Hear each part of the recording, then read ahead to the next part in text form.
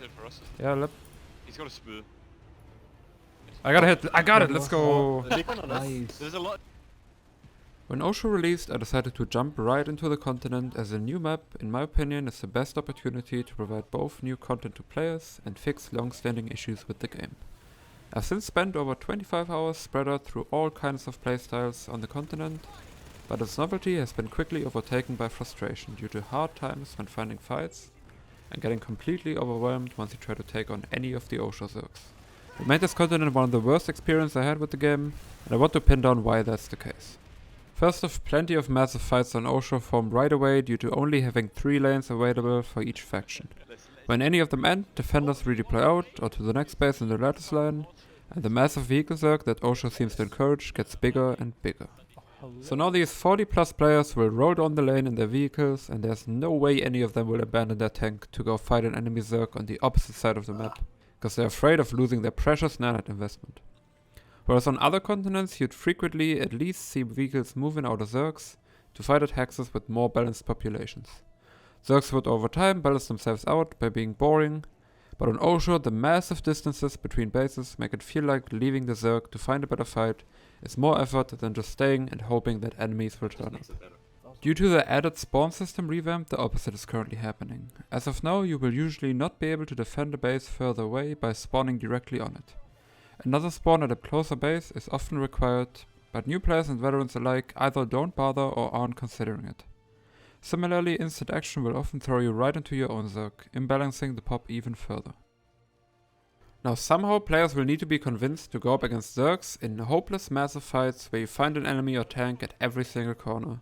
Osho also fails in that regard, as construction bases don't give a natural spawn point to even attempt defending them, and if there's a base build it usually gets demolished within 5 minutes or less. Once the zerg rolls up to an actual infantry base, it doesn't go much better. Almost any base has open spaces in front of spawn rooms that make it impossible to split up fights in a way that at least gives you the feeling that you are making an impact. You try to step out of the spawn room, and there will be tons of different angles that enemies can shoot you from. It feels absolutely hopeless. We're doing this. This is where you set up a tactical phoenix squad. Even the bigger facilities like tridents or interlinks are not equipped to deal with massive fights. They end up being too small, so that fights are usually either 4-minute long spawn camps, or attackers getting pushed out of the base within a minute or 2. The circle shapes also make it a lot easier for attackers to crossfire and flank defenders, making it even harder to defend or even have any fun in small overpops. Both facilities will also leave you vulnerable to too many angles whenever you try to peek or make any aggressive plays, making it frustrating to push anything specifically in tridents, and resulting in more passive playstyles and therefore even more choke points. Tower bases could have been the one thing to stop zergs consistently, but they have been severely handicapped by capture times being ridiculously low to a point where it is impossible to respond to any zerg attacking one. Fights will end before enough players can spawn in to even defend the point within the tower. On top of that, missing teleporters, A points in different locations and more pieces of cover for attackers make it even harder to get control of a tower back. The only time fights even come up is when a zerg hits the warp gate, and the zerg faction has pretty much no choice but to defend their bases, or by pure chance. Obviously these two things are bound to happen at some point, so players won't be out of fights the entire time, but the frequency and quality of these fights are still lacking. An even fight scenario for vehicles will usually involve a massive stalemate with a few construction bases mixed in between. It ends up being boring damage trading that usually happens over a bridge, sometimes holding over 100 clueless people hostage, and draining other lanes from players that might be needed to stop a zerg or even create a fight somewhere else. This all results in a continent where nothing you do feels like it holds any weight. You either drown in an unfightable mass of enemies whose pop seemingly goes up the whole time, or you end up flushing the enemy faction out of your base within minutes because you've managed to come up with an even bigger zerg. Fighting on this continent to me has felt entirely meaningless. Most of the time you'd spawn into a base that is already lost and you try to squeeze out the last few drops of fun you can find. If it's defendable, then attackers get pushed out within a minute or 2 and spawn options die shortly after. Fights in general are just so much shorter due to small bases and a heavy vehicle influence leading to kill spawns. And while I wouldn't want hour-long fights, I'm sure there's a fine middle ground to find. Tridents currently do that the best on Oshur, but they mostly still end up being a pain due to small size and the overwhelming amount of angles you get shot from.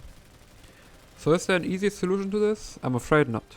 The best short-term change I got is to give spawn rooms buildings right next to them, like in Rime Analytics, Intercom, or Root House, or even put teleporters in bigger buildings. Like that you can at least give infantry players a reason to stay at the base, because they don't have to get shot by tanks, air, and everyone else at the same time. The only way to significantly improve the continent is increasing the density of bases and adding more complex lattice lines.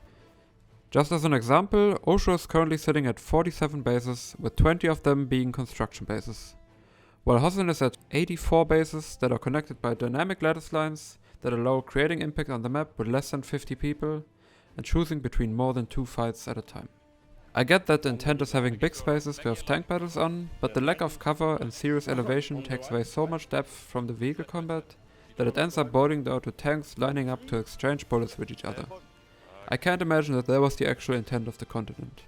Hell, the Osho loading screen has way better environmental design than any area of the continent I've seen. I'd love to actually play in there. There are a lot more issues with vehicle combat, specifically regarding the water mechanic, but that's something more vehicle-focused players should be explaining. For now, Osho will unfortunately be the number one continent to avoid for me, as staring at the map and not managing to find a single fun place to go to remains my biggest issue with the game by far.